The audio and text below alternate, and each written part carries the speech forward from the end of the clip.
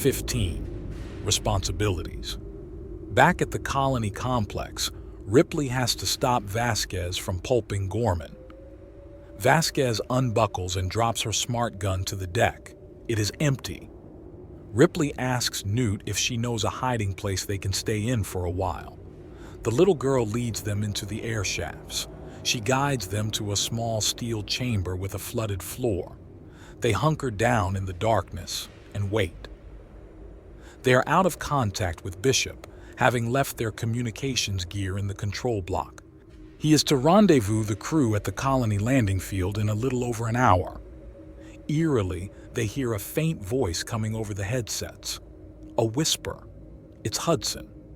Hicks asks for his position. Hudson explains haltingly that he's not sure. He woke up in this dark chamber. He can't move. He's in one of those cocoons they saw. Ripley asks what he can see. Hudson describes a chamber constructed by the aliens near the one they burned. A chamber whose floor is covered by egg-like things.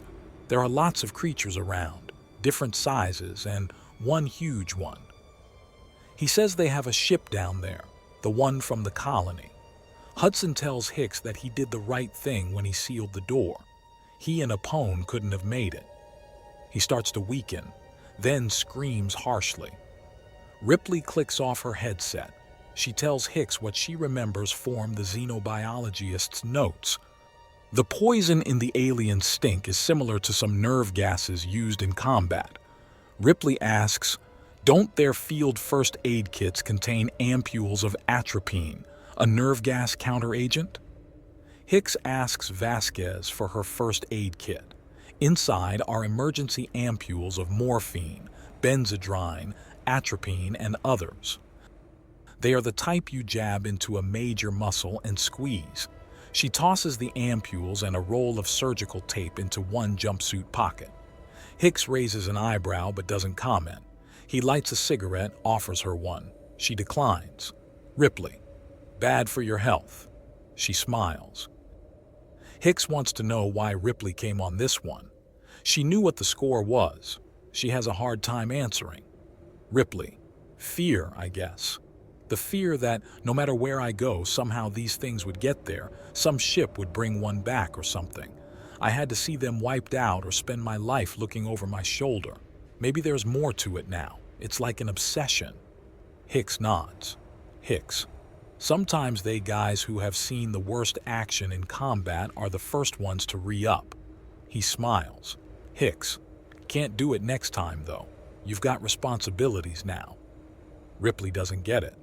He nods at Newt, curled up under her arm. She holds the child tighter.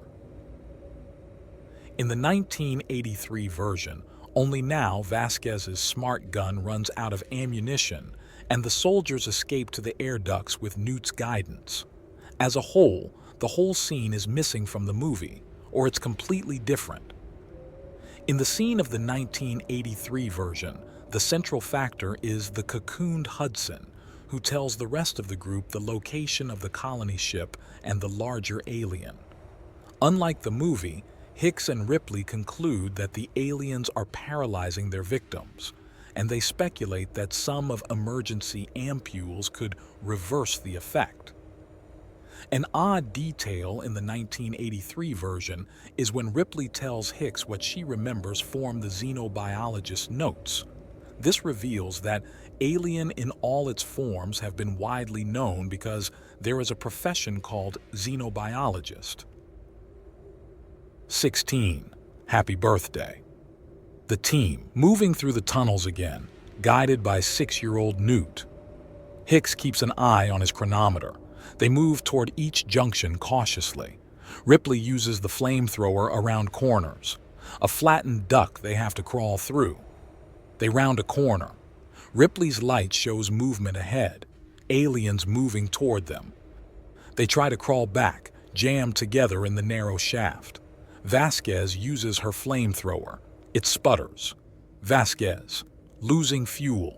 Hicks, get behind me, Newt. The child scurries around him. He blasts into the duct wall point blank with his plasma gun, using it like a cutting torch. Hicks' gun clicks empty. He kicks at the cherry-hot metal, it folds aside. Vasquez's flamethrower goes dry. Vasquez, that's it. Hicks guides Newt through the searing hole, follows her, pulls Ripley out by the feet as her flamethrower sputters out. Vasquez is trapped. She can't get by Gorman, who's frozen. She punches him. Vasquez, move, sucker! Too late. She feels the stinger slam under her chest plate. Vasquez pulls the pin on 2 grenades. With her last strength, hands one to Gorman. She whispers to the alien as it crawls over her. Happy birthday. The grenade explodes. Ripley, Hicks, and Newt run out as the wall explodes into dust behind them. They leap through a blast hole in the outer wall, sprint for the landing pad. See the plant in the distance is roaring, its pipes red hot. Lightning crashes around it as the tremendous forces unleash a man-made storm. The 3 tiny figures are buffeted by gale winds as they approach the landing strobes. Ripley carries the exhausted child. Hicks checks his watch. Hicks, we're late. Voice, Bishop to landing party. Ripley yells into her headset. Ripley, where are you? Bishop in telecom. Just above you. Inside the Sulaco ship, Bishop looks out. He can see the huddled figures near a landing light, looking upward. Bishop, listen, Ripley, I just got some bad news. Ripley in telecom. Save it. Get us out of here. Bishop, well, that's it, you see. There's a problem. The ship's computer has been accessing the colony's central processor and collating your own progress. It seems to have concluded the risk of contaminating other inhabited worlds is too great. It won't allow me to land. Some sort of quarantine command override. I hadn't heard of it, but there you have it. Ripley, in telecom. Bishop, land the ship. Bishop, look, I'm really very sorry. A human being could act with self-determination, do what one thinks best on one's own judgment, and so on. I can't. I guess you were right about me all along, weren't you, Ripley? Ripley in telecom. That's a very comforting thought, Bishop. Now land the ship. Bishop, sorry, I can't. Look, I have to get going. Ripley shouts in telecom. Bishop! The big transport ship banks, engines firing, and is quickly lost in the storm. Ripley screams, enraged. She fires her pistol after the departing craft. Hicks, save it. They turn to look at the plant, which has become a roaring infernal engine. Lighting zaps around its superstructure, illuminating up the weird landscape. Ripley looks at her watch, starts walking toward the roaring complex. Hicks, where are you going? Ripley, what choice do we have? Let's try to find the shuttlecraft. Again, the 1983 version has scenes that are partly in the movie but heavily altered. The survivors are trapped between 2 groups of aliens. Hicks manages to cut the escape hatch with a plasma gun. As in the film, Vasquez is trapped between the aliens. Although Gorman is frozen in the 1983 version, unlike in the film. Finally, as in the movie, Vasquez and Gorman blow up themselves and the aliens with a grenade. In the movie, Bishop comes to pick up Ripley and Newt on a dropship. In the 1983 version, Ripley, Newt, and Hicks arrive late at the landing zone as the Sulaco approaches overhead. Bishop refuses to land because of the risk posed by the aliens. With no choice, Ripley, Newt, and Hicks decide to go to the atmosphere processor to find the colony shuttle. 17. Albino drone. Ripley walks toward the alien structure into the main opening, carrying Newt. Inside alien structure, she whispers to the child. Ripley, keep your eyes closed, baby. From the dark, alien shapes move toward them. Ripley hands Hicks a small object. 3 ampules taped together, their needle ends looking like a 3-pronged plug. Atropine, morphine, benzodrine. Hicks, oh man, there's got to be a better way. Ripley, now. Ripley stabs at her thigh. Inhuman objects seize them. Ripley stares, trembling into the face of the ultimate horror.